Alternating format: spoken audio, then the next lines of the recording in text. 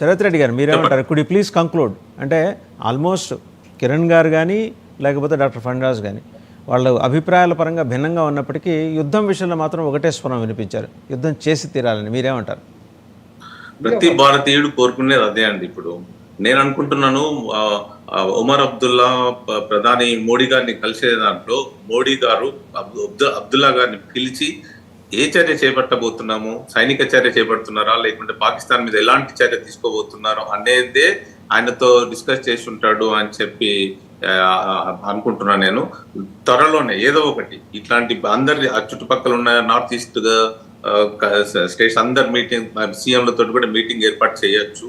చేసిన తర్వాత ఈ సైనిక చర్య చేపట్టే ముందు ఆ నిర్ణయాన్ని వాళ్ళకి వెల్లడించి ముందుకు పోతారేమో అని చెప్పి అనుకుంటున్నాను నేను. అట్లా ప్రతి ఇది మాత్రం చెప్పగలుగుతాను, అక్కడ ఉన్న భారతదేశంలో కాకుండా ఎన్ఆర్ఐలు కూడా ఏదో ఒకటి చేపట్టాలి, ఏదో ఒకటి చెయ్యాలి అనే దీంతో ఇంతకు ముందు లాగా లేదు. అయ్యో మనకి ఇది లాస్ అవుతుందేమో, అది లాస్ అవుతుందేమో, ప్రాణ నష్టం జరిగినా సరే మనం ఏదో ఒక చర్య చేపట్టాలి, ఏదో ఒక దాడి చేయాల్సిందే, ఏదో ఒకటి బదులా తీసుకోవాల్సిందే అనే మూడు మాత్రం ఉంది ప్రజల్లో.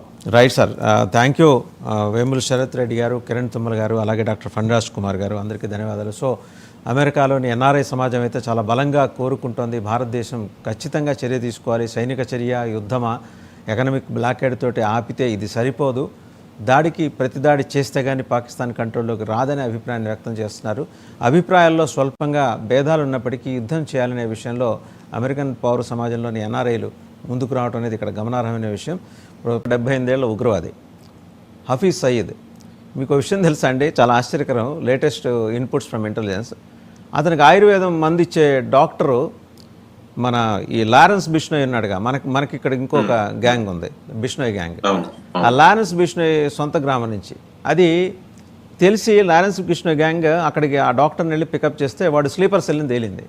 వాడితో పాటు 14 మందిని పికప్ చేసి ప్రస్తుతం వాళ్ళ కస్టడీలో ఉంచుకుంది గ్యాంగ్. లారెన్స్ బిష్నోయ్ తిహార్ జైల్లో ఉన్నాడు, బట్ గ్యాంగ్ ఆపరేట్ చేస్తుంది, ఒక 10-15 దేశాల నుంచి ఆపరేట్ చేస్తుంది. అతని ద్వారా తెలుసుకుంది ఏంటంటే ఈ ఉబ్బసం ఉగ్రవాది ప్రస్తుతం పీఓకేలో ఉన్నాడు.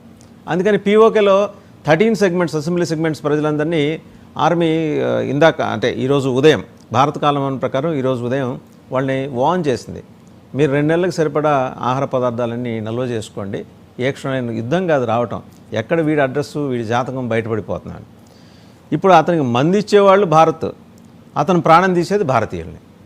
ఈ ఉగ్రవాద మూకలన్నీ కలిసి పనిచేస్తుంది. ఇప్పుడు రేపొద్దున అంటే ఒక ఉగ్రవాదిని ఇంకొక ఎక్స్ట్రీమిస్ట్ చంపేయడానికి జై శ్రీరామ్ అంటూ శపథం చేశాడు.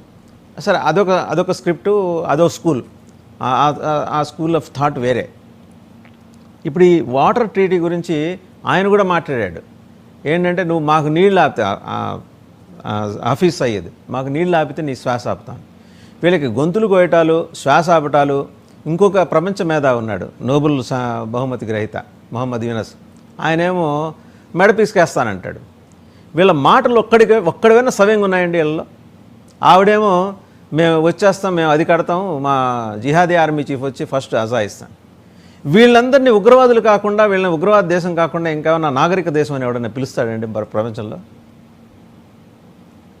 ఇప్పుడు అనాగరికమైన ఇదేంటంటే వీళ్ళను వాళ్ళ దరిద్రమైన విషయం ఏంటి అని అంటే ఆ దేశాల ప్రజలు వీళ్ళను నమ్మి ప్రజానాయకులుగా ఎన్నుకోవడం.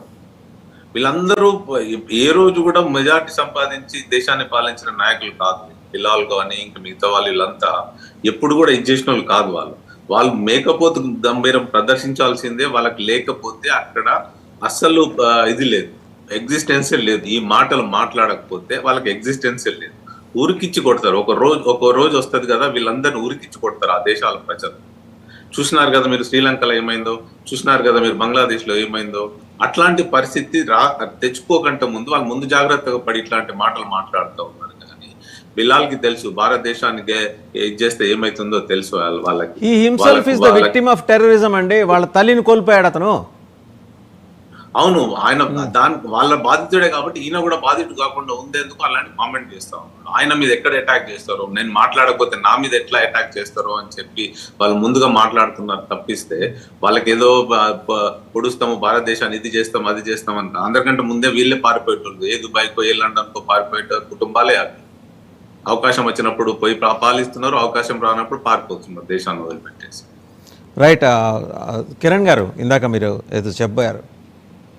అంటే సార్, అంటే ఇప్పుడు నేను ఇక్కడ పాకిస్తాన్ వాళ్ళతో కూడా కలుస్తాను సార్. పాకిస్తాన్ వాళ్ళు కూడా చెప్పేది ఏంటంటే, ఇండియాలోను పాకిస్తాన్లోను ఒక మనిషి స్తంభం ఎక్కి బల్బు బాగు చేస్తుంటే కింద నుంచి 10 మంది అటుపక్క తిప్పు ఇటుపక్క తిప్పు అని చెప్తారే తప్ప